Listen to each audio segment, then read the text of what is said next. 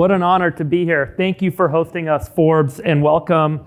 This will be put out as the all-in interview, so I'm really excited to share this conversation with everyone on the world, on the internet, and to get some time with Charles Koch, Chase Koch. Chase and I have known each other since 2013. Yep. When we overlapped in the agriculture industry, got to know each other. We've been business partners, and Charles and I have gotten to know each other a few times over the years, but I'm really excited for this conversation tonight. So Charles, thank you for being here. Thanks for having us. It's an honor. I'm going all in.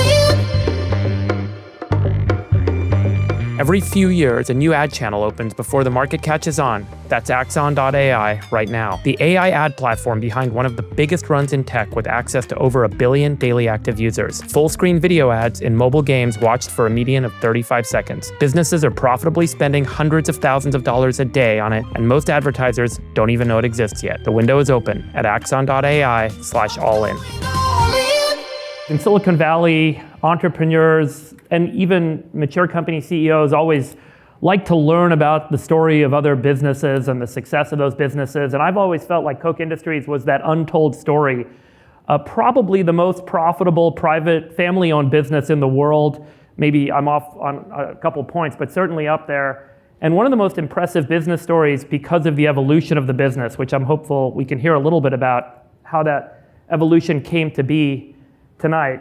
And just for some statistics, if Koch were publicly traded, the revenue would put it easily in the top 25 of the Fortune 500. It's a family-owned business based out of Wichita.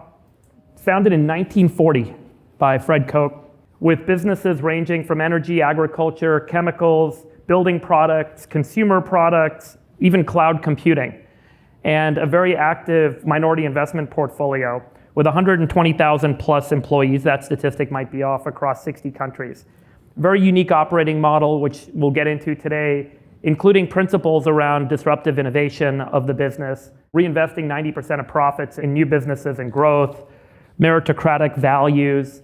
And I'm hopeful that tonight we can take an opportunity to hear about the evolution of the business and talk about some of those principles. And maybe we can get started, Charles, if you could give us a sense of the scale of the business. What are the business lines that you operate today, and maybe provide a little more color to those high-level statistics I shared today? I can go back through some of the history and the failures and successes, but I'll go through what we've grown since the early 1960s. And then we had 300 employees. Now we have more than 130,000. And in 60 countries, and we have increased in value 9,000 times over that period. When did you join the business? In 1961, full-time. I'd been working. Well, my father, we lived on a farm, and he told me at age 6 he didn't want me to be a country club bum, so he made me work in all my spare time, which I hated, and so I was always in trouble, and so he was kind of tough on me, rightfully so, and thank God he did. Years later, I asked him, "Pop, why were you so much tougher on me than you were on my younger brothers?" And he said, "Son, you plumb wore me out." When you came into the business, what was the scope of the business? What was the business operating? We had two main businesses. One was to design and make fractionating trays. That is, that they separate liquids by differences in boiling points. And then our largest business was a crude oil gathering system in Oklahoma. And so my father, and I had finished just a few years earlier, finished MIT, and I was working for Arthur D. Little, then a leading consulting firm, and I was, and you'll think this is a joke, at age 25, I was doing management consulting. I mean, I have to laugh at the absurdity of that, but but they were paying me for it, believe it or not. So my father called me and he said, "Son, I want you to come back and join the business. And as tough as he had been on me, and as I say, rightly so, I declined. So he called me a few weeks later and he said, son, either you come back to run the company or I'm going to have to sell it because my health is bad and the companies aren't doing well and I don't have long to live. So I agreed because for a number of reasons. The first one is I got 3 degrees at MIT in engineering and I sucked as an engineer. I mean, get that. And so how'd you get through MIT? Because I was real good at the math and the science and the theory. And I was no good at making or operating things. So I figured out pretty quickly that I wasn't going to make it as an engineer, so I need to be an entrepreneur. And because I was good at principles, and that's why so I was always looking for principles that would help me contribute and succeed. And that's what transformed our company. So you come into the business, a couple hundred employees, you said? 300 employees. 300 employees. And how did you think, was the mandate to grow the business? Was it just to keep it stable? No, it was. Could I take a few minutes to go through those first 2 businesses? Your show, I'm first in. 3? Yeah, okay, that sounds thanks. great. Yeah. Okay, the first one was making fractionating trays, designing those. We had a president then who was one of our principles. You don't want to be. The negative is top down and obsessed with controlling everybody. So he would send out memos every week demanding on what they spent, how did you spend it on, what did you do, how did you do this right? So they were frustrated. Matter of fact, they started ignoring him. And then the whole culture was protectionist. That is, when they sold the internals for a fractionating tower, they wouldn't tell them the design. And well, we need to know the design so we can correct it. No, they wouldn't give it to them. And then what's even worse, to satisfy the European market, they didn't even build a plant there. They had multiple subcontractors do parts of a tray and then bring them all together and assemble with another contractor. Now you can imagine how that was for speed and cost. So we were losing our ass, if you excuse the expression. And so I changed the management and changed the philosophy. Okay, the first thing we're going to focus on is creating value for our customers. And then the second thing, we're going to empower our employees so they want to do this. And the third thing, we're going to do a plant. We're going to build a plant in Italy to satisfy the European market. We're going to do it all ourselves. And so we became profitable. And then we started adding related products. And I'll get to that later, but and so we started growing. Can I ask a question? Yeah. You come in at 25 plus or minus a little bit, and you see the problems at the business. It's not profitable. It's not being well managed, and you overturn the management team. How did you have the confidence at this age, coming with the experience you had, to take that level of action that quickly? Well, it was life or death. And my father said, you can run this business any way you want. The only thing you need my approval on is to sell it. That's the way he talked me into coming back after I said I didn't want to, or I wasn't going to.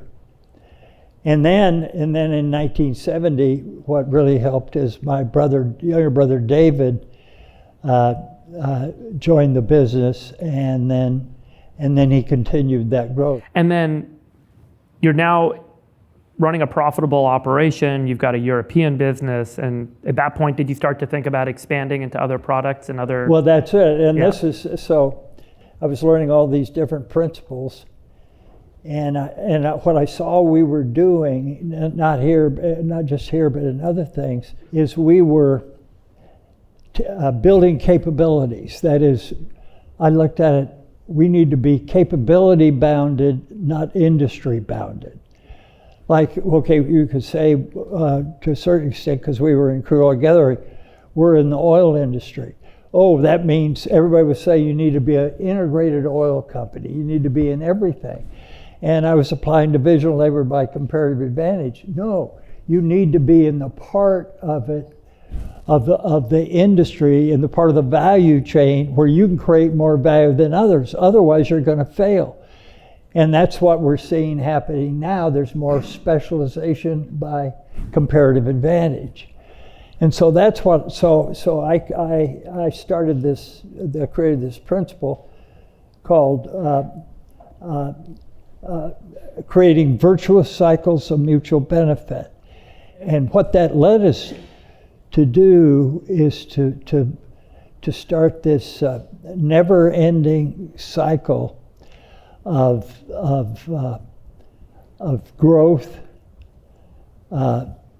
innovation, success, and failures that when we did it right, that we learned from and made us better and taught us better how to apply principles to create value. And we're still going through that. We have a lot of failures. And that's when you apply creative destruction in your new things. If you're not failing at everything, you're not doing anything new. Where did you learn that lesson? So what was the first major failure that, they always say you got to plan until you get punched in the face. What was the first punch in the face? Well, I had a bunch of them with that company. It was called Koch Engineering then. And like I said, okay, when we got into refining, we created petroleum coke. So I said, well, let's come up with a way to use that as base to make activated carbon. And that was a failure. We spent a fair amount of money on that. And we had a whole bunch of those. And we've had many more. How did you make the decision to shut it down or walk away? At some point, a lot of entrepreneurs have this problem. They build something, they're too in love with it, and they don't know when to say enough is enough.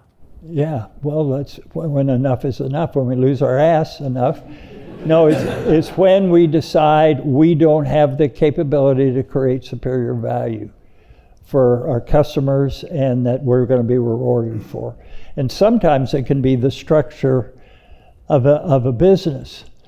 Like the company that Case founded, Koch Disruptive Technology, Insight Tech, it does tremendous things, but it is a structure that makes it hard to make it profitable. And so that's the other thing is, so that's another, these are principles that we've learned. Okay, we didn't apply that. What were the principles that we didn't apply that caused us to fail? That's what I mean we learned from failure. So the businesses you ask the businesses we're in now, and Chase, and there's Koch people here, you all can catch me up if the ones I miss, but we have engineered projects, engineering construction. We have, we build solar plants. We have commodity trading and distribution. We have fertilizers. We have refined products. We have chemicals and polymers. We have glass. We have forest and consumer products. We have 4 different investment firms with different comparative advantages, and we have electrical products, and we have software systems for management. Dave, let me just hit one point. Did I miss anything? No, you got it. You did a great job. I mean, basically, eight wholly owned business unit platforms that he described, and then 4 investment different businesses. But I just wanted to kind of really drill a point home, because when I came out, when I started really hanging out with you and the whole tech community and trying to like build that network, a lot of people had the same question that you did about who is Koch, what are you guys all about? You know, I know it's a large private business, but being in Wichita, Kansas, we don't know that much about it. I think this point that is so different about Koch versus almost any other company out there is what my father said on being capability bounded, not industry bounded. And you know, how do you get from a small crude oil gathering company in southern Oklahoma to all of those businesses that he described? And there's, I mean, the principles obviously throughout, which we'll be talking about in this discussion, but one of the absolute core differences is that whole approach to capabilities. And I would encourage anyone that's in a business and trying to scale, think about it from that lens. What capabilities have I demonstrated that I can add value to customers? And then point it at new industries where I can experiment. This is one of our principles as well, experimental discovery. Not trying to do everything at once and trying to conquer the world, but experiment and test, does the customer value my product or not? And then along the way, you know, those core capabilities for us started off as operations, logistics, trading. In the very early days of Koch, that's what we demonstrated we were good at, and we were getting great customer feedback. But then when we had the capability approach to say, okay, we started in energy, we started in crude oil gathering pipelines and refineries, can we point those same capabilities into natural gas? Can we point those into chemicals? Let's experiment there. Can we point those into fertilizers? Because then we learned about natural gas.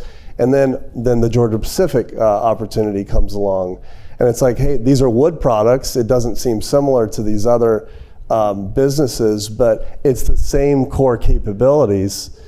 We buy Georgia Pacific, and along the way, it was somewhat of a happy accident that we started learning about consumer products and branding.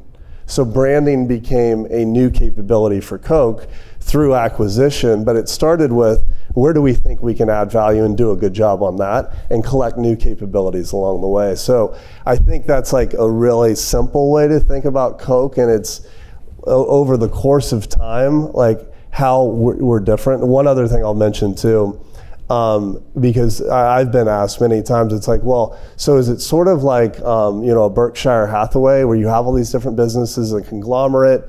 And I would say no. I mean, obviously Warren Buffett and his team have done an unbelievable job operating the business the way they have.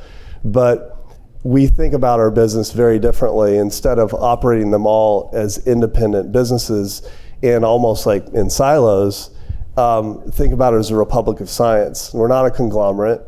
We're an integrated set of capabilities. Is it fair to say that you wouldn't consider an acquisition or a new business line if there wasn't some relatedness to an existing competency at the company? It depends. I mean, as you see when you read the book, we went through one chapter on creative destruction and what Schumpeter called all the different ways to do that. And one is to create a new management approach. Okay, that's our biggest one. So the question is, when we bought Molex, it makes electrical connectors, which has done fantastic. And at first, it wasn't doing great. So we said, we think if we can get them to apply these principles, it will turn them around. And we didn't. And the problem when we do that, the tendency is to learn the lingo. And so you can call everything by these names, and you still do what you always did. And that's what was going on there. And so finally we got in. No, we had changed the management, and once we did that, and they started applying these principles, they took off, and now they're knocking it out of the park. But let me go back to failures, because we're understating our great strength in failures, and that is, I'll give you our worst failures, and what caused it. And it caused us by violating the principle of hiring people first on values and second on talent. And what I've, for years, I told our people, look, if you want to hire somebody with bad values because you like them or something, hire them slow and stupid, and so we can catch them real quick and get them the hell out. Maybe get them to go to work for our competitors or something. Maybe help them get a job. But anyway, that was huge. And then we made that even worse by taking people who had terrible values and made them leaders. And so what we call that is rather than, we want everybody in the company to be contribution motivated. That I want to succeed by contributing, I want to be rewarded for my contributions, not for anything else. And the value I create for our customers or for the future. And so some of these people were destructively motivated. What they wanted was power or control, and they would hide their failures and make up their successes. And so I'll give you two examples. One goes back to 1973. You remember the war in the Middle East and everything. And they had gotten us into all kinds of wild, reckless trades. So that could have bankrupted the company. And then later, much later, shows you that repetition penetrates even the dullest of minds. So I needed this to happen a bunch of times. So it finally, okay, I got it, God, don't punish me anymore, please, for my stupid mistakes. So this was, we did it about the same time, our ag group. We put leaders in who were destructively motivated, and in refining, we got in a leader, and they were destroying those businesses. And so it didn't almost bankrupt it, but it almost wiped out all of Koch's earnings in the late 1990s.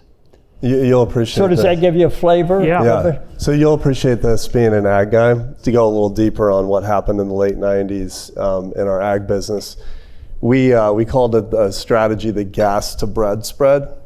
So we wanted to basically be in every element of the value chain, all the way from pulling the natural gas out of the ground, converting it into fertilizer, making the nitrogen products to grow the crops that would ultimately then end up on the grocery store shelves and being bread. We got in pizza crusts, all this crazy stuff. When you look back on it, you're like, what the hell are you doing, right? But it was what he was saying is like leadership, thinking about we can do anything, and if we could basically kind of control the entire value chain, we can make that successful. Completely violates probably all 41 principles in the book, right? Experimental discovery, knowing where your capabilities are, right people, right roles. And so we called it the gas to bread spread. Some people called it the ass to bread spread too. And there's another one in there, integrity. Because they knew there were losses in some of these, and then they wouldn't tell us. They wanted to go ahead anyway. We had a deal within that, like Purina dog food. So one of the things that was acquired was the large animal feed mainly business. Hogs. It was mainly hogs. Yeah, so hog feed, and did no diligence. And this is one of our principles: to apply the scientific method. So disprove your hypothesis as much as you try to prove it.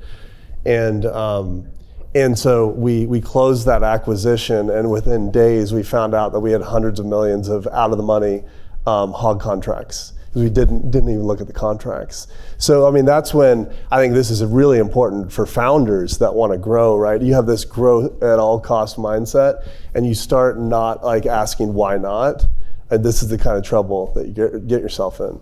So let's go back to the management piece. How do you take these principles which you've applied successfully to, I would use the term iterate, because for me, like, failure is all about iteration to success and finding paths that work, finding businesses that work, and ultimately finding people that work. But how do you drive that culture that represents the principles? Because you could create a book and give it to all your employees and say, guys, here's 41 principles.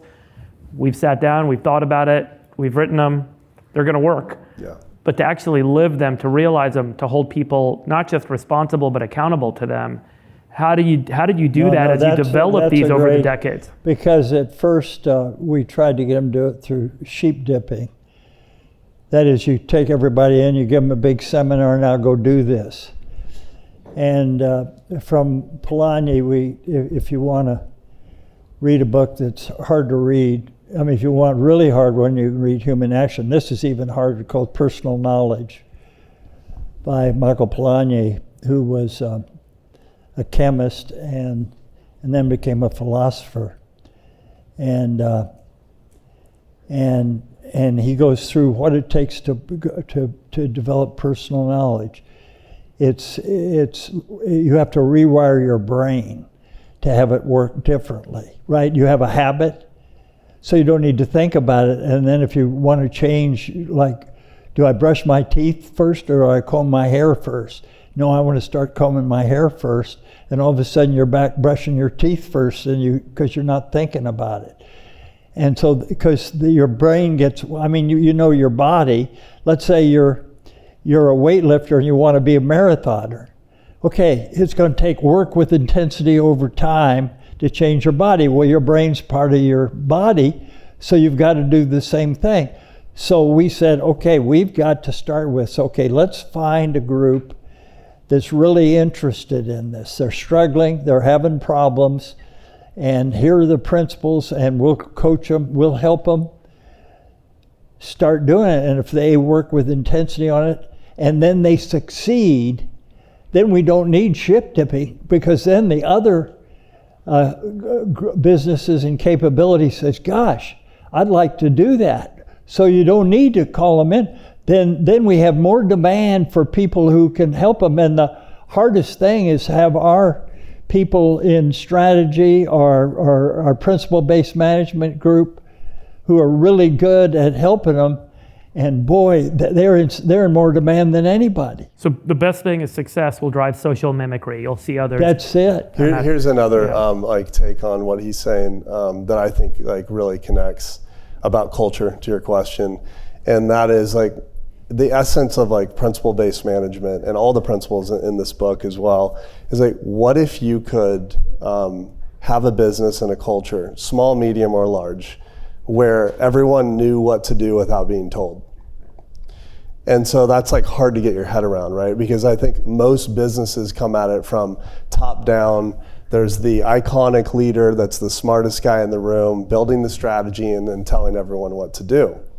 And so I think one of the most important principles in this that we tell a lot of stories around is to flip that on its head. And it's about bottom-up empowerment with principles, and empowering your talent, your team, your leaders with these principles, so that then you use the collective knowledge of everyone, not a couple smart guys at the top of the company. Most people in most enterprises that aren't owner-operators don't want to fail. They want to keep their job. They want to move up the ladder by being repeatedly successful.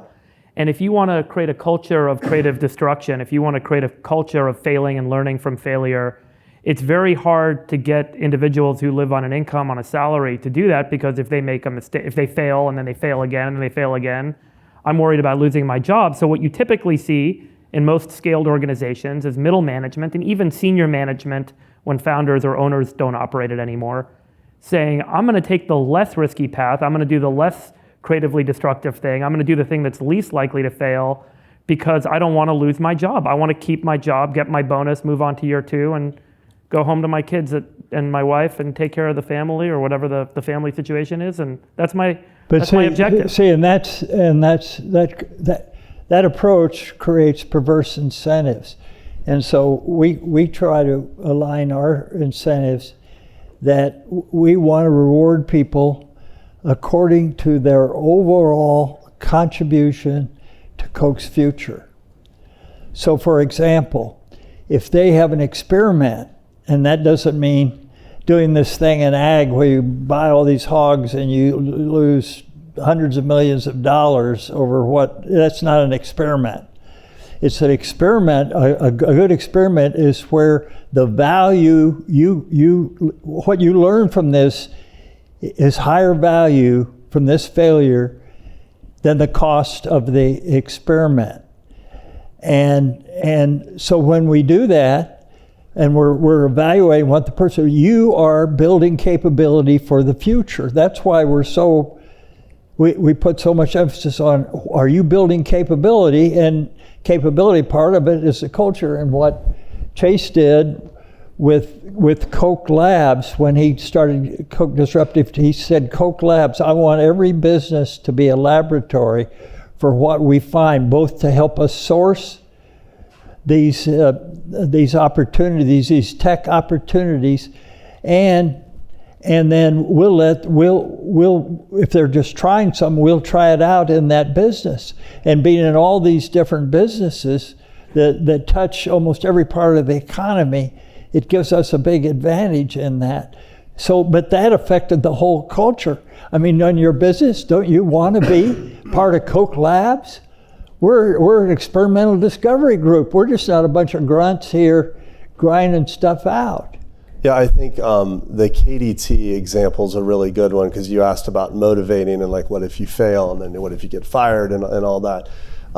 We tried to basically take a little bit of the Silicon Valley approach and bring of experimental discovery. You learn more, and you can pivot and learn, have a failure, but then now I know what I don't want to do. I'm going to pivot my strategy to what maybe works. I'm going to keep trying, as long as you don't go sink the company with some massive bet, right? And I think KDT was a great experience. Like, I call, when we did that, when we made those first investments, this in venture, the losers fall out first, and the winners take a hell of a lot longer to materialize. So if we would have just judged it based on, okay, guys, you got 3 or 4 years to figure this out, we would have shut down KDT, because but it was that experimental discovery principle and mindset that we applied to it. And oh, by the way, we were learning so much as Koch from seeing the technologies that were coming around the corner that might disrupt our core business. And so we value that learning, and we rewarded the people that were bringing that knowledge in. If you just look at it on the bottom line basis in the first couple of years, you say, just shut this down, right? But then over time, like all these different things and then the returns are starting to come because we thought long-term about it. But it all came from that experimental discovery, one principle, and then creative destruction. It's like, if we're not in the game on technology and we don't see what's coming, something's going to happen, especially with how fast technology is moving today. Some of our businesses are going to become dinosaurs. How much of that risk were you willing to take, and did you take on acquisitions? So doing homegrown experiments on new business ideas and strategies and products can be lower cost, but if you're going to do an acquisition, do you have less room for failure? Well, how about this? We were a much smaller company, and we bought Georgia Pacific for $20 billion.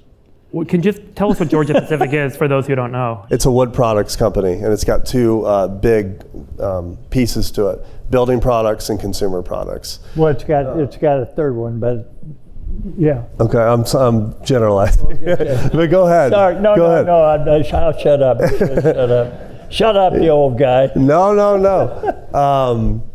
But anyway, on that one. So when did you buy it, and how big of a betting the company move was that? 2005. Well, we were much smaller in 2005. I can't remember how much smaller, but it was a lot smaller. It was a massive bet. How did it come up? Okay, we were applying this virtuous cycles of mutual benefit. We were saying, okay, what's one of these cycles are chemical process industries.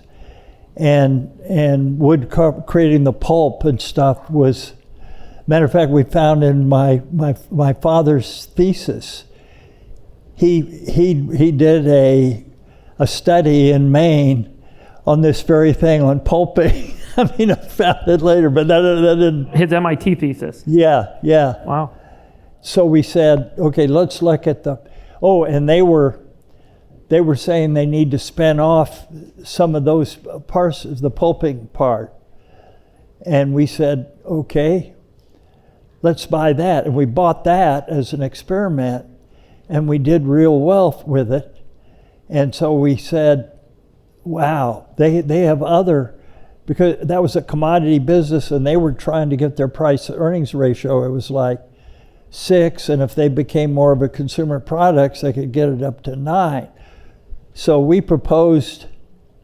met with them and proposed that we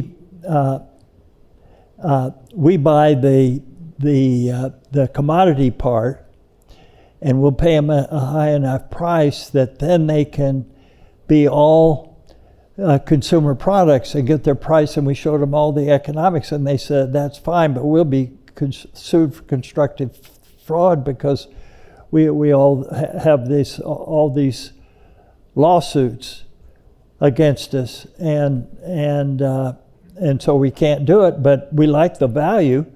And so we went home and says, well, okay, what if we just offered the whole thing?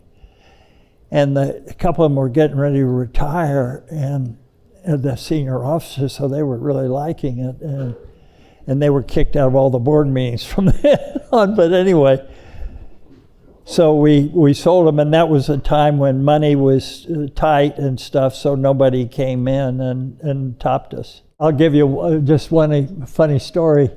We sent one of our people in to be the CEO, Joe Moeller, who had been president of a company, and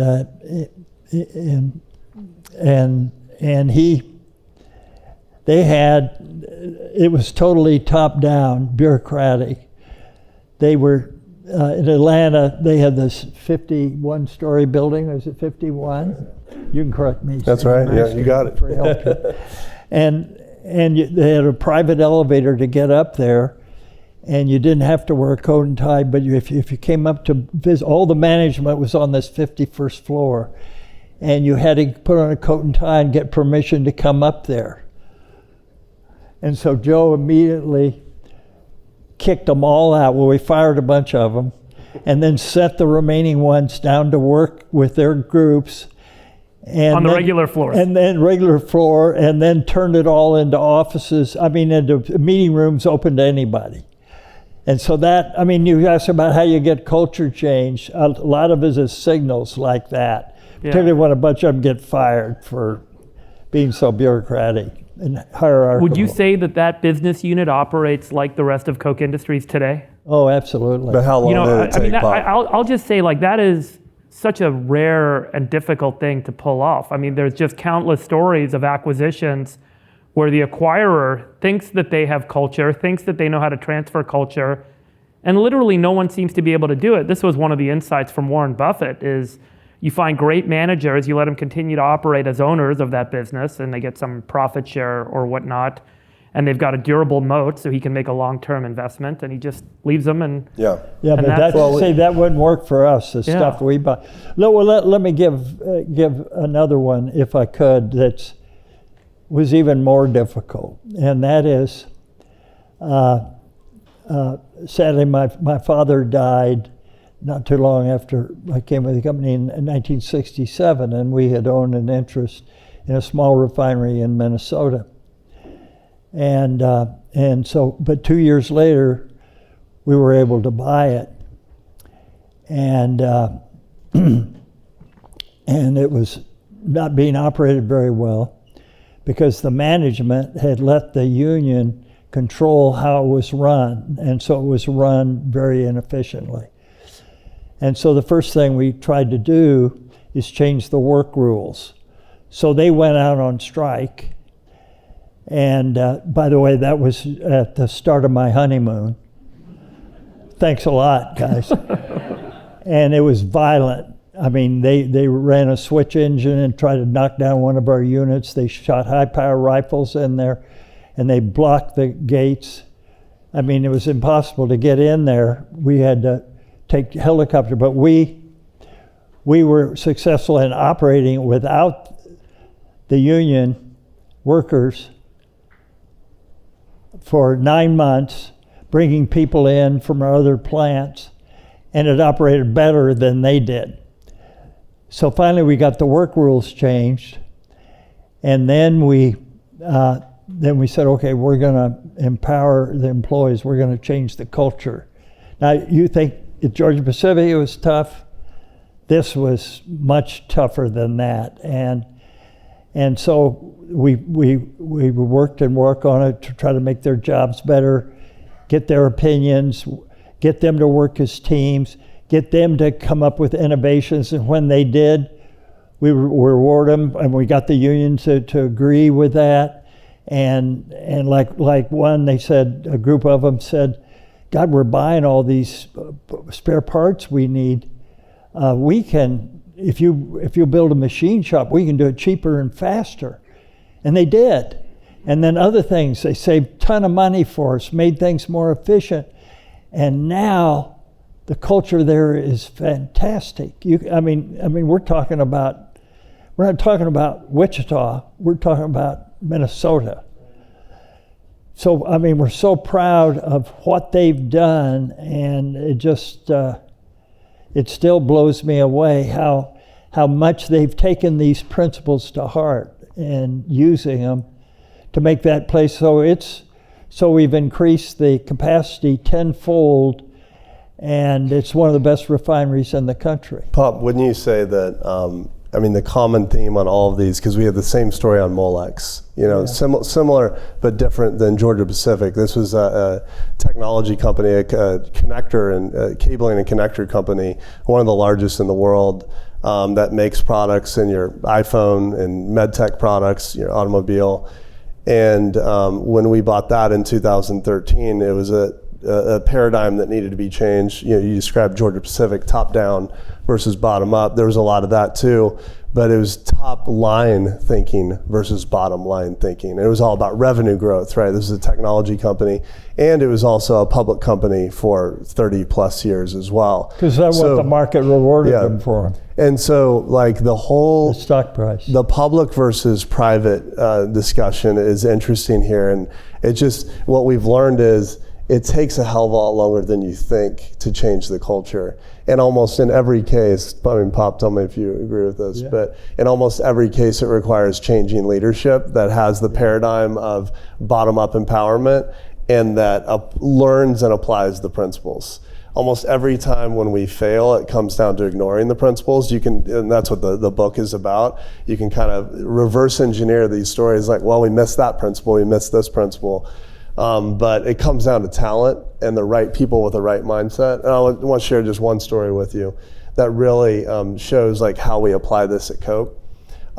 He talked about our talent vision being, you start with basically culture first, skills second, values first, skills second. I always add a third dimension to that as well. Values first, skills second, credentials last. And that is a very different mindset than most companies, because most companies I think look at it and say, I want the guys that have the 4.0 from the Ivy League school and all that. And there's some incredibly smart, obviously, folks from that. But by our experience, and also is one of the reasons why we stayed in Wichita, Kansas, is that we can basically hire the farm team. Right, kids that have grown up on the farm, that have that contribution motivated mindset, that work their tails off and want to come in to make a contribution, as opposed to coming in expecting all this stuff and coming in with more of an entitlement mindset. So we, case in point, our CIO today, his name's Jared Benson. His first interaction with Koch was based striping lines in our parking lot. So no college degree whatsoever, but he found his way into Koch because he demonstrated that, hey, he knows a little bit about data science and he could help us. This was about 20 years ago. And then ultimately he came in, he proved himself. He was running circles around a lot of the team and contribution motive mindset, adding value. He saw the cybersecurity risk and that wave coming, built a whole capability to protect us from cyber attacks. And then now he's CIO of the company, guy with no college degree. So that kind of mindset in terms of our talent vision and like that values first, and someone that just wants to come in and they just love the job and they want to make a difference. Do you actually codify these principles and everyone at the company has a handbook that lists them out and then they're part of the assessment process for quarterly or annual reviews with people? Yeah, I mean, obviously there's the book, and this is his 5th book. It's my first, but so Good Profit, Science of Success. Church we have our values. It's my best book because of Church. Hey Brian, the one we did is pretty good too. Hooks won't like that. Right. But yeah, no, there's a discipline, right? And really it comes down to the leaders taking it seriously, and the leader's first responsibility is to help their people. Okay, I'm going to put my analyst hat on for a second. Yeah. And I'm going to say, my observation I would create a theory, we could test the theory right now, that being in Wichita, being founder or owner operated, and having this ability to be isolated from a monoculture. I just feel like Silicon Valley, a lot of companies replicate each other. You have to there's this term that's being used a lot now, over-socialization. You have to operate like everyone around you, or you're not part of you have to fundraise in the right way and do these deals. You have to hire people this way. You have to do this sort of vesting schedule, this sort of equity structure. Everyone's the same. And if you don't, you're kind of a weirdo. But by being in Wichita, you don't really have that problem. You can think your own way. You can challenge yourselves. You can debate. You can come up with your own principles without feeling like everyone else is conforming to the groups around you. But they can, because there are a bunch in Silicon Valley that are challenged. Yeah. So they're not all that way. They're not all. Yeah, and this but is it always been a competitive advantage? I mean, did you ever think to move the headquarters to New York City? No, but the main thing, we've never thought of that. But what we've, sorry about that. I mean, there are advantages of being in New York City. I mean, you have a great mayor now, so they're good to go. But anyway, so we that's a competitive advantage of us. That'll be a clip. But the main threat we've had is we had stars that wanted to go take us public, and I said it'd be over my dead body, and some of them thought, well, that would be a good idea. Just like they're thinking that about Trump, well, a lot of people still think about it. I get a lot of nice notices of my imminent death. And they say, okay, your brother died. We hope it was, I know this is painful, but I hope it was slow and painful, and I hope Charles is even worse. That's the kind of crap we get. But anyway, what the biggest is, the push has been for us to go public. God, we'll be worth so much and stuff. But I think our view, we never could have accomplished what we've had. First of all, we never would have built a principle-based framework. And then we never would have been able to pull off this capability bounded versus industry bounded.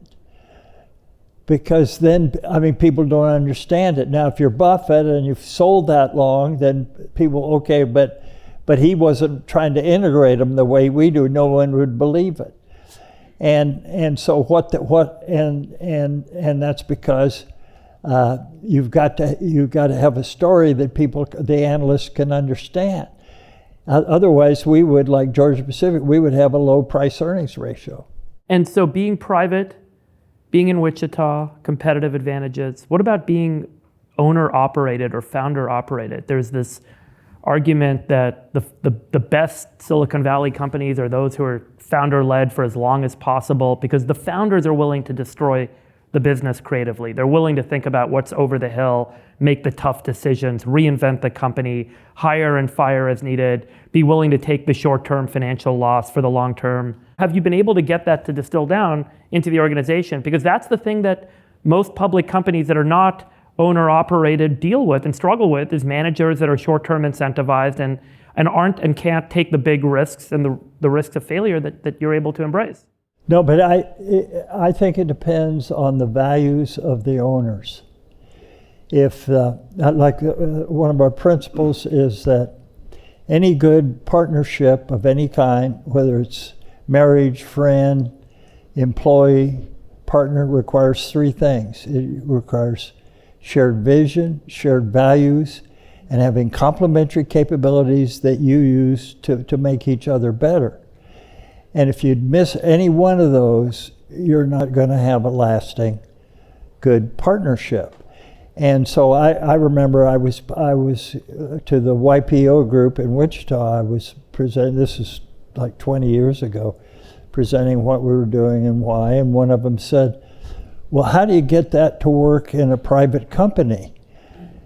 And I answered, well, no, it's easier than in a public company, just like I did. And then I thought who it was, and he was talking about his father. His father was a total dictator. And there's no way he could apply any of these principles in that. So it all matters who the owners are and what their values are.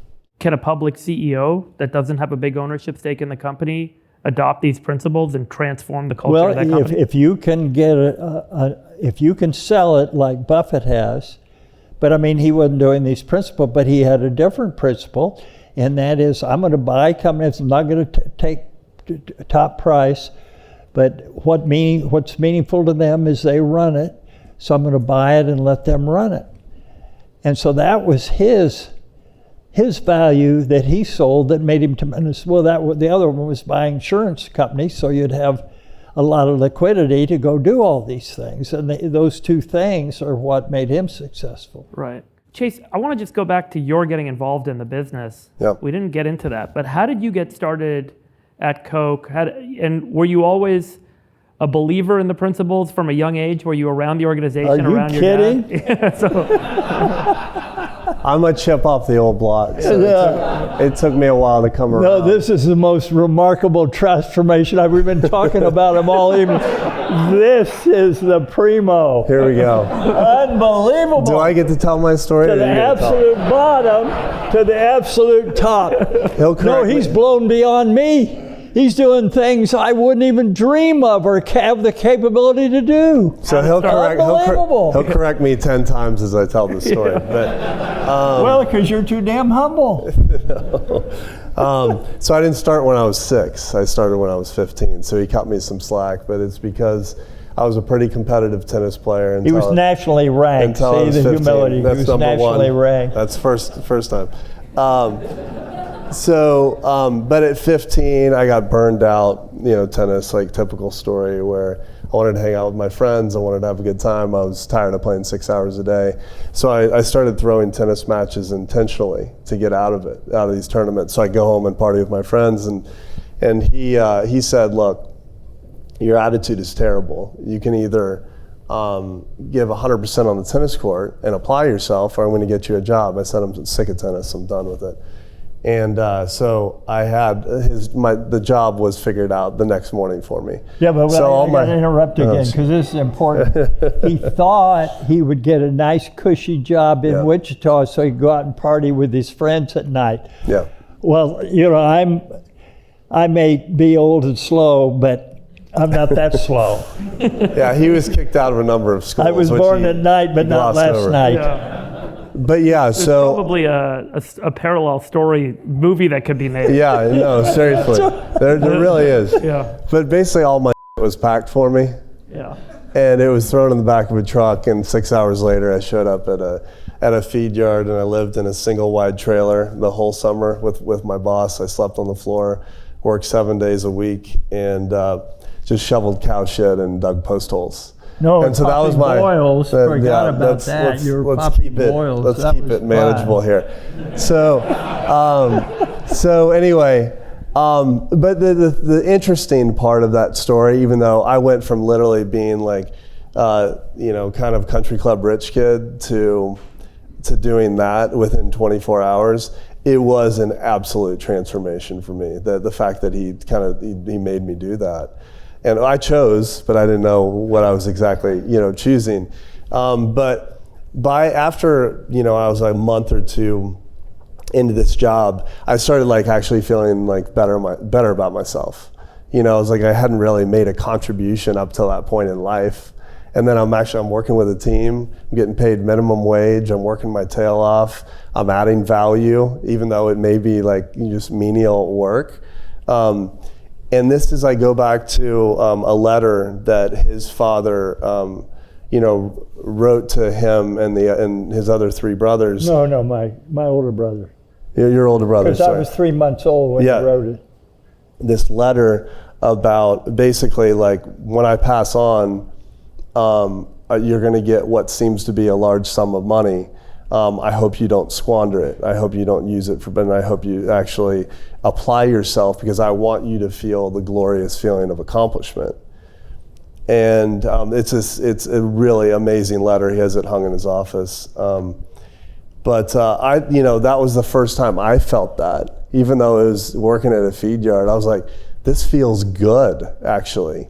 I could have gone down the path of just kind of staying on the tennis circuit. I have no idea where I'd end up in life had I not gone down that path. And so I basically worked every summer for Koch from that summer on. I worked in the gas liquids plant. I worked in our refineries all the way through junior year in college. I always had a Koch, kind of summer job. But so that was an absolute like transformation for me in my life. May I give you one more credit please. Here? See, he has great humility, which is great. And that is, Chase has, I have this gift for abstractions.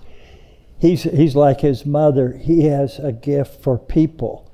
He understands people and can relate to them, and he can go around like she can, or Sterling Varner, who was our president in the early days, who, by the way, was born. His father ran mules in an oil field camp, and he was born in a tent, and they damn near died. Never went to college, and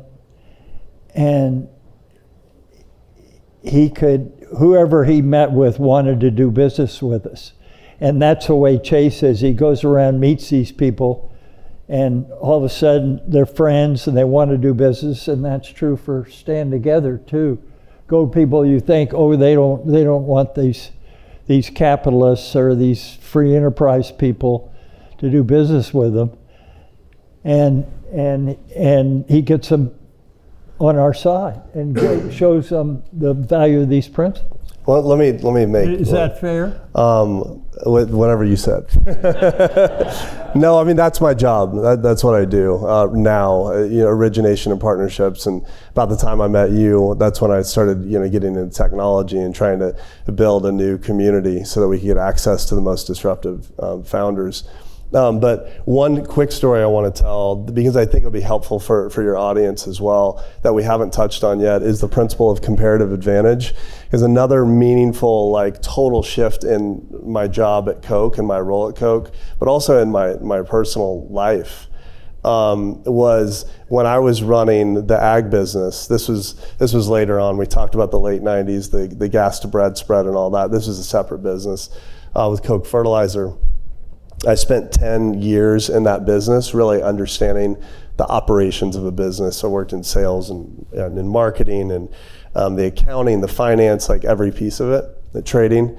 And I ran a lot of the smaller business units, but at one point, my boss at the time wanted to add a whole natural gas trading business to it. So he's like, hey, I'm going to put a parent company called Ag and Energy Solutions, and I'm going to throw you the keys to the fertilizer business. You're ready to run it.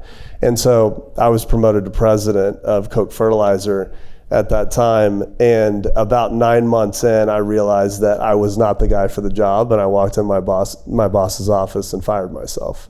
And the humiliating, right? It's especially being the boss's son and thinking about, oh my God, I'm a failure. I couldn't make this work. The business was still doing fine, but I wasn't doing a good job as a leader. And I knew there was someone else that had the comparative advantage to be a great operator, CEO, a president type role.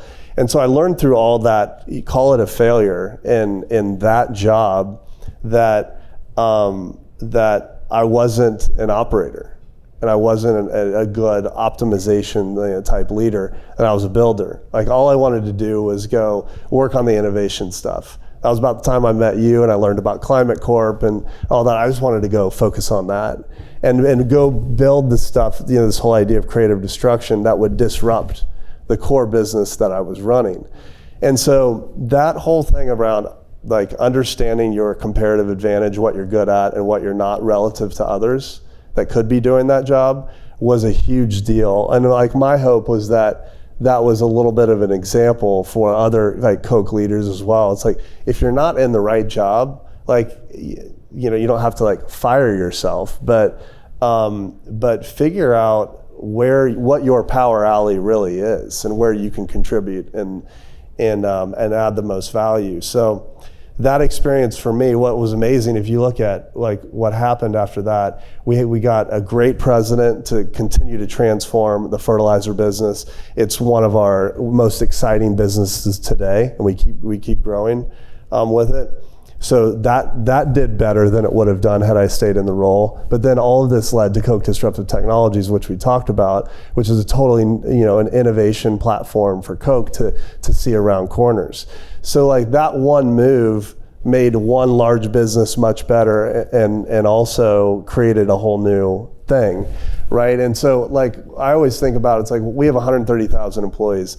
What if that one principle, comparative advantage, what if everyone like deeply understood that and redesigned their role to where they're truly like in their power alley?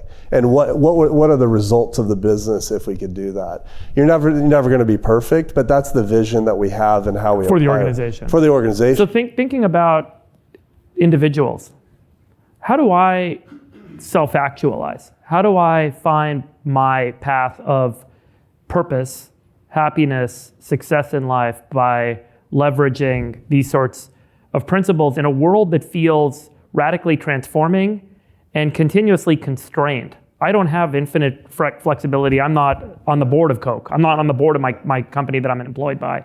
How do I find a path in this world? Because I do think many people today are struggling for that sense of purpose, for that sense of identity, for that sense of realizing their potential and feeling fulfillment in work today. Well, that's that's critical, and that's what we have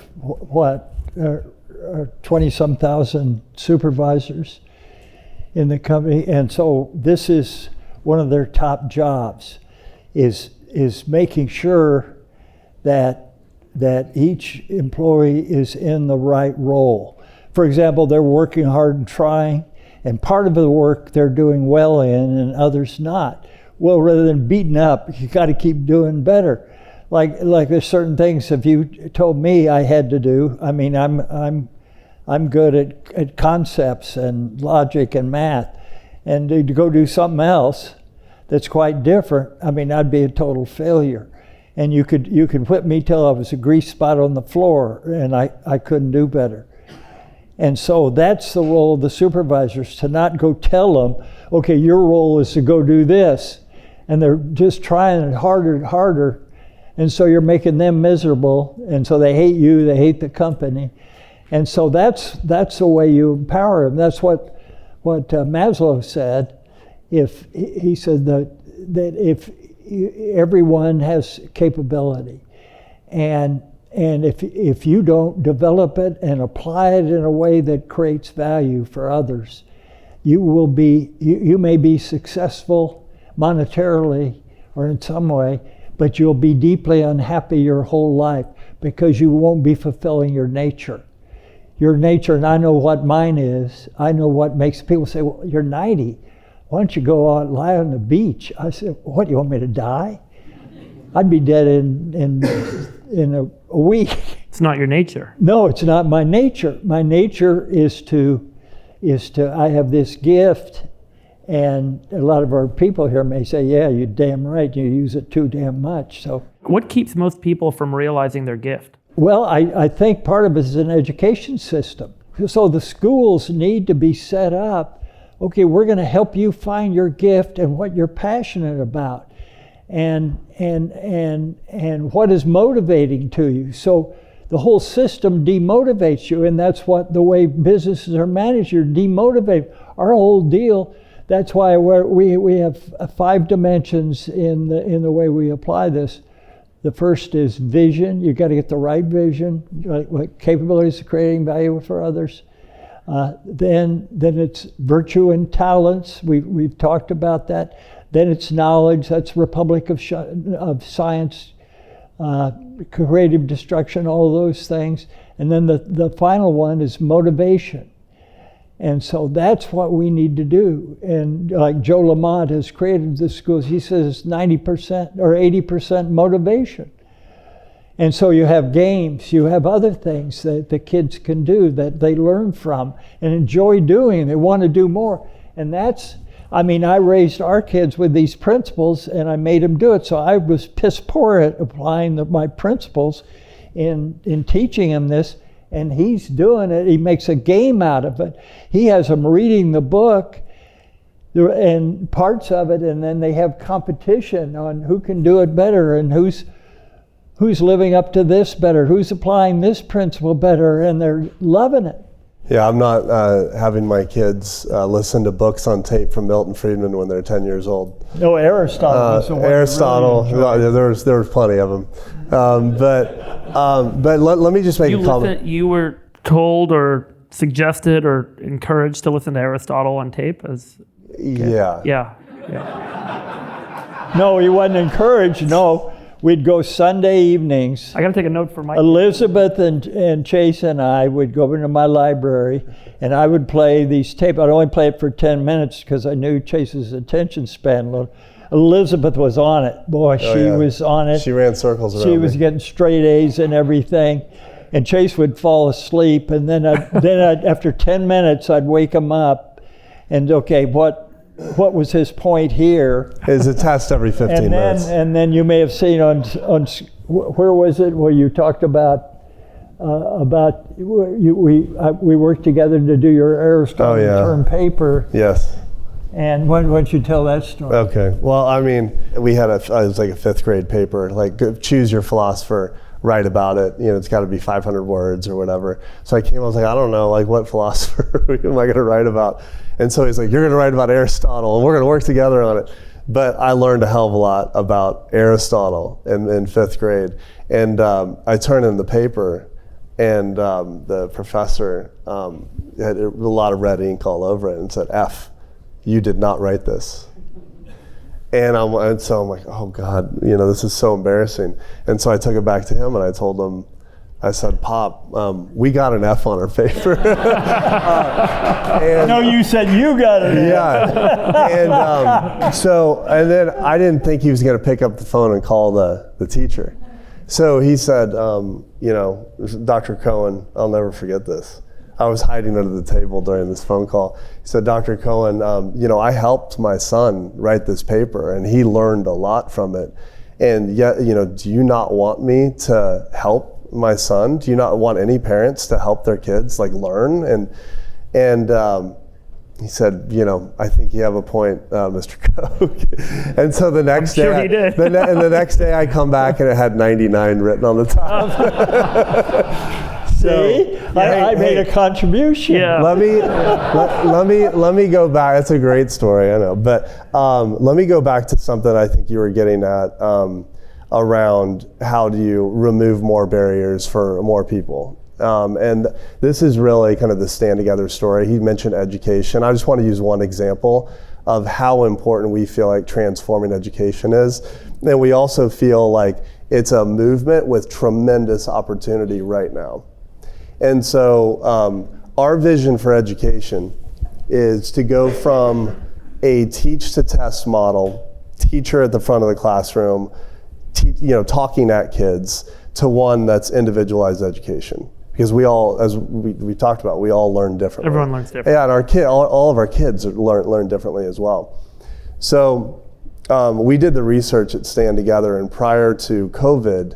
And Stand Together just. Oh yeah, sorry. Stand Together, for those that don't know, this is really, comes from my father's efforts on social change, which he's been working on for 60 years. And Stand Together in 2003 was created that really, I think we had the insight of we can do a lot more together versus do it alone. If we operate in philanthropy and social change in silos, we're just not going to get the leverage to drive the change that we want to. And so Stand Together is made up of, close to 1,000 business leaders.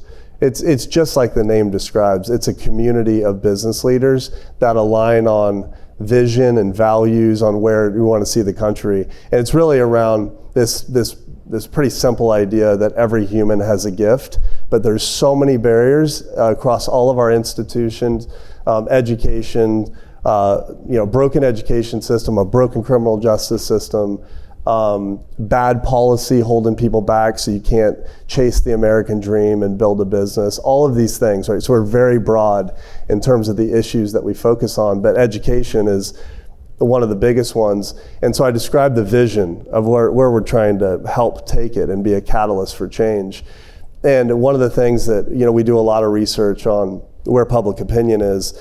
And prior to COVID, roughly 20% of families were open to a new model of education, very low, right? And then everyone saw during COVID how screwed up the system was. And they saw their kids come home and they learned a hell of a lot more on YouTube learning than they actually did in the classroom. So after COVID, 3 or 4 years later, you look at that same data and it's 70 to 80% families are open to a completely, to transform the education system, because everyone now understands that it's just broken. So we're supporting, we have these amazing preferred partnerships, as my father described, whether it's Joe Lemont with what he's doing at the Alpha School, like closing the motivation gap and meeting kids where they are and bringing like gamification and like the principles of Fortnite into education in a way that kids are like, he's taking kids that are failing students to top of the class in 3 months. Because meeting them where they're at. Meeting them where they're at and solving the motivation gap and like making learning fun and cool, right? Sal Khan did the same. He's a huge partner with Khan Academy. And a really interesting one that we partnered with the Walton family on is the Vela Fund, basically applying venture capital to education entrepreneurs. So coming out of COVID, there were thousands of pissed off parents and teachers that were just fed up with the system. It's like, I'm just going to create my own school. These small micro schools. And so with a relatively modest amount of money, over the last 5-6 years, we've helped create and seed over 5,000 schools. So what's happening is there's this huge movement where people see is like, my kids are learning the skills of what the future is going to be like, not this teach to test model where you don't know how to interact with people. The reality is it's project-based learning. They need to have exposure to these AI models. You don't ban them, you empower them with these models. Right, and so it's one of the most exciting movements that I think Stand Together is really leading on, and we need more partners that are willing to get behind this. I want to go back though, Charles. This work at Stand Together is like taken off. I know a lot of people that are engaging with you, Chase, on this work, and everything you say is so sensible, and it always feels so obvious. Can we go back to the work you've done historically in social change and what you got right, what you got wrong?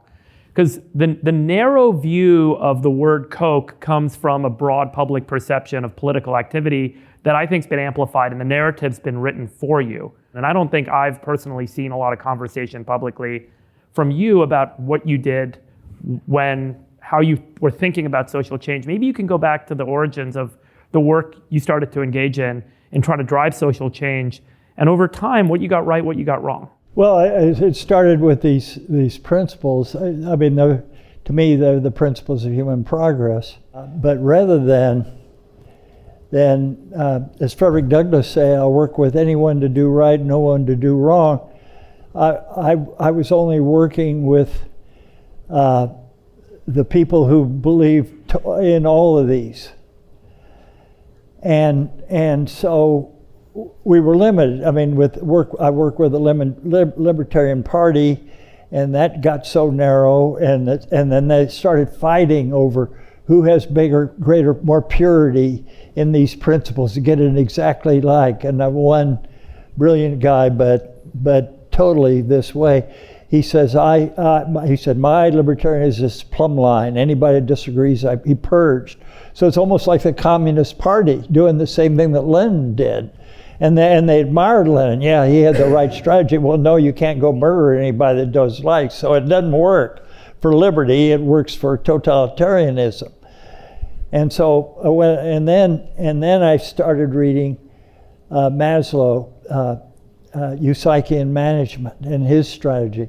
And then Viktor Frankl is the one that really got me going. And Viktor Frankl, this tremendous insight. He says the problem today is ever more people have the means to live and no meaning to live for.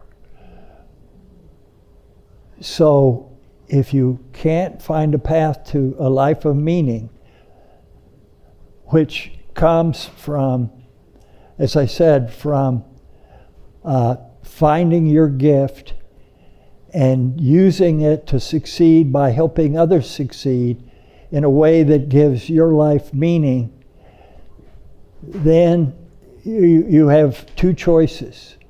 You can either choose to go for power, or you can go for pleasure. And you see this today, and you see this through the history of the world. So if you choose power, then you're always going to you become addicted to power. I want more power. I need more power. And we've seen that as I said, in our businesses. But you damn sure see that in politicians. And you see that in all the dictators in the world. Then, if you say, if you've given up, and you say, well, I've given up, I'm going to go for pleasure. And you dedicate yourself to pleasure without considering the long-term consequences, then you're going to experience failure. You also have a tendency to become addicted, an addict, to become suicidal, and to even engage in crime. And we see both of these today. So the problem today is when you have a world that is based on power and pleasure, it's a slippery slope to totalitarianism, authoritarianism, and socialism. And that's what we're saying today. So that's the solution, is to help people find their gift and a way to apply it that enables them to succeed by helping others to succeed. And so what does that mean? That means we need to, all of us, more fully live up to the promise in the Declaration of Independence to better apply these principles of human progress. And then the other thing that I screwed up on is for the first, I've been at this more than 60 years, and for the first 50, I avoided politics or major party politics. I mean, being in a Libertarian Party, there was no thought of winning. The only reason I got into that is, well, this is a time people are listening.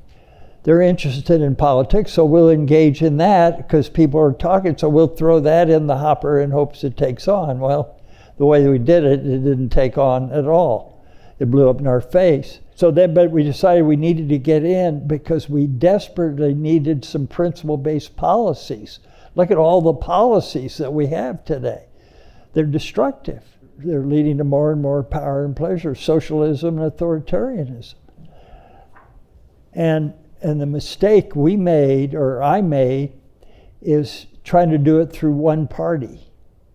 You can't do that. So now we follow Frederick Douglass's advice to work with anyone to do right and no one to do wrong. Where are we in the cycle? So there's a rising number of political leaders around the country. Initially it was in local elections, and now it's on kind of the national stage, declaring themselves socialist or some form of socialism, Are we kind of on an upswing? And what Upswing, what are we so doing? is there a socialist? I thought hell was down, not up. Damn. So where are we? I think we continue this path, we're going to hell in a basket. It's what Thomas Jefferson said. He had slaves, but what he said about slavery, he says, if God is just, I despair for the future of our country. That's kind of where I am. If God is just, I despair for the future of the country. The people we're electing, both Republicans and Democrats, I mean, and the mistreatment, you look at what's being done. I mean, occupational licensure, the way they're treating illegal immigrants, you name it, across the board. And the socialists, the way they're treating all the crime, all of that is it's what we've got to elect people who have some principles beyond power and pleasure. What are your principles for changing people's minds? It's what Chase says. We find them where we are, just like we have in the company, and we show them this doesn't get results. Now, if you're a dedicated communist, if you're like Trotsky, is if we can get rid of private property, we'll get rid of greed, and then every man will be a Goethe and a Beethoven, and we will be able to create ever-ready warehouses of all the goods, and everybody can go in because out of their goodwill they'll be making all this stuff. If people still have those fantasies, it's never worked in history. And But so it's different this time. Yeah. that's right. And so that's what we're trying to do at Stand Together. And Dave, what we've learned on this is that to change minds and change paradigms, you show versus tell. And go back to what we were talking about before, bottom-up empowerment as opposed to top-down control. I mean, I think that's like a overarching umbrella principle on all of these. So our whole thing was Stand Together, and that's, I think, why it's growing exponentially, is because we have stories of we believe in people. We don't need top-down to come in and tell people how to solve problems. That's the book that Brian Hooks and I wrote, which we just, we have a new edition based on the 250, and we got, and Martin Luther King III wrote a foreword to it, and that's another book besides this one. If you're interested in these ideas we're talking about on social change, there's much more in that than this book on that. Although we have quite a bit on this book. One of the key concepts in that is, if you believe that people aren't the problems to be solved, the people that are in the problem, they're the ones with the best ideas and they're the source of the solution. That's a totally different mindset, right? And I mean, that's what Stand Together does. We talk about venture capital a lot. We bet on people that have found something that works. Just give a quick example. Scott Strode from the Phoenix. We found Scott, his story is amazing. It was about 8 years ago, where he battled addiction most of his life. He had a mentor that put him in the gym and got him in boxing gloves, and like exercise was the thing that helped him kick addiction. And what he did, he's like, well, if this helps me, I think I can help other people with this same concept. He built a gym called the Phoenix, combined the power of community with others that are struggling with the same thing, multiplied by the power of exercise, and he was getting insane results, like relapse rates that were below 10%. So what we do is, like, instead of like some top-down program to handle addiction, go bet on Scott. And that's what we've done the last 7 or 8 years. Is we've gone from, he had a couple gyms in Colorado when we met him, impacting a couple thousand people. He just hit 1 million people basically overcoming addiction in this last year. That's a movement, right? And I mean, that's a key difference, I think, of Stand Together, is like, how do you do what you're talking about at scale and help people change paradigms, you show them with stories like Scott that let's believe in the people and let's bet on them to transform society. So for addiction and crime, that resonates wholeheartedly. Let me ask about the economic condition of America. Kids are graduating college. They got hundreds of thousands of dollars in student loan debt. No one can afford to go to the doctor. Grocery bills are too high. People are worried about paying for their next grocery bill. You look at the polling data, the survey data, the average American is really struggling. I think more than half of Americans, 60+%, maybe 63%, have negative equity. They have more debt than they have assets. And everything's getting more expensive and no one's moving up the economic ladder. There's no mobility anymore. People are really struggling, and then they're looking on TV and they're seeing spaceships launching up to space, holding flowers out the window, smiling and laughing. And it's a really dark time, and it really leads people down this path of, I need the government to help me, I need support, I need help, I need to elect the people that will fix this for me. How do we address the economic crisis that's facing the average person in America, the lack of economic mobility, the principles around these distraught situations? Fantastic, but this fundamental economic crisis that we're facing? That's a damn good question. It's like, here's the question. Okay, the eggs have been scrambled. It's your job to unscramble them. Right. So that's the problem. Once you create these entitlements, I mean, you almost can never get rid of them. You almost need, well, maybe Argentina, if he can pull off what he's doing, because they were in worse shape. But they went through it. Yeah. We haven't gone through it.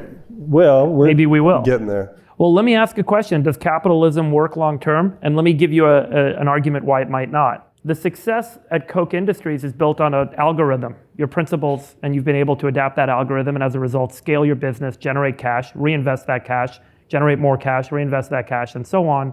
And you've scaled 9,000x. You've built a compounding advantage in your business. Right. As is the case with all successful capitalists, you build a compounding advantage. The problem with compounding in any system is it eventually eats all of the whatever's in the system, or it makes it hard for others to compete in that system or participate effectively in that system. And that's the argument that's being made today against capitalism. How do we counter that idea and share that capitalism should be more accessible to all, that everyone can participate and everyone can benefit, that it doesn't end up in this monopolistic end state where no one... Well, it starts from removing the barriers. That's what I said. We've got to work for a system where we remove the barriers that are holding people back from realizing their potential, finding their gifts, realizing their potential, and succeeding by contributing. Okay, so so we should start like occupational licensing. All of this, there are hundreds, as you know, of occupations where they make it so tough, all the local people who are in that business make it impossible for anybody who starts with nothing to do it. And then the way we're treating illegal immigrants, the one here working and contributing, we harass them and are going to kick them out. No, we ought to welcome them and kick some of the others, the bad ones out. But so some of this is basic, and then we've got to reward people who want to contribute. That's why you've got to get people to be contribution motivated. Then you're going to have a life of meaning. And that's what Viktor Frankl was trying to tell us. And if we don't, we're going to fail. And we're failing because we're taking away the chance for most people to have a life of meaning, because we're setting up all these obstacles. And I'm not picking on one party or the other, they're both doing it. And then set up all these tariffs which undermine the division of labor by comparative advantage, which makes everything more expensive. So it's just, everywhere you look, it's a tragedy. There's a debate happening at this moment on AI, regulating AI. How does AI become an enabler of self-actualization, giving every individual the capacity to develop themselves, accelerate, and succeed, versus making a fewer number of people even more wealthy and taking jobs away from the masses? What's your view on where AI is taking us? Well, it depends on how it's done. That's why we back Cosmos, who is backing people who do AI based on these principles of market-based management, based on these these principles of human progress. And why don't you tell everybody what you've done in the book with AI? I mean, just one principle on like our approach to AI is just simple concept of permissionless innovation. I mean, the cost of AI to get it in people's hands is dropping it just to an incredibly cheap level that hopefully everyone can have access to that. And then combine that with their gifts to unlock their potential and learn 10, 100x faster. That's, I mean, from an AI standpoint, that's our mindset on it. And that's what we're doing internally at Koch as well. Like, I think one of the most exciting innovations that we have is all around human empowerment, back to bottom up empowerment with principles. So not only are we, trying to make sure that we have the right supervisors that are helping people, understand their principles so they can apply them. With the book, we've created an app. I sent it to you, Dave. I don't know if you played with it or not, but it's called Principle Companion, and you can download it in the App Store. And it's really taking off within Koch because it's just another way to engage with principles in a very simple way and meeting people where they are. Whether it's ChatGPT or Claude and solving a problem in 5 to 10 minutes that otherwise would have taken a long time, we're basically powering it with the principles that are in the book to like any problem. So it's one field, whatever your problem is in business and philanthropy, and if you run a sports team or you're having problems with your kids, it helps you with that, right? And so I think that's just one example of how we're trying to like really drive human empowerment. And it doesn't give you you can't say, well, I got this problem, what's the answer?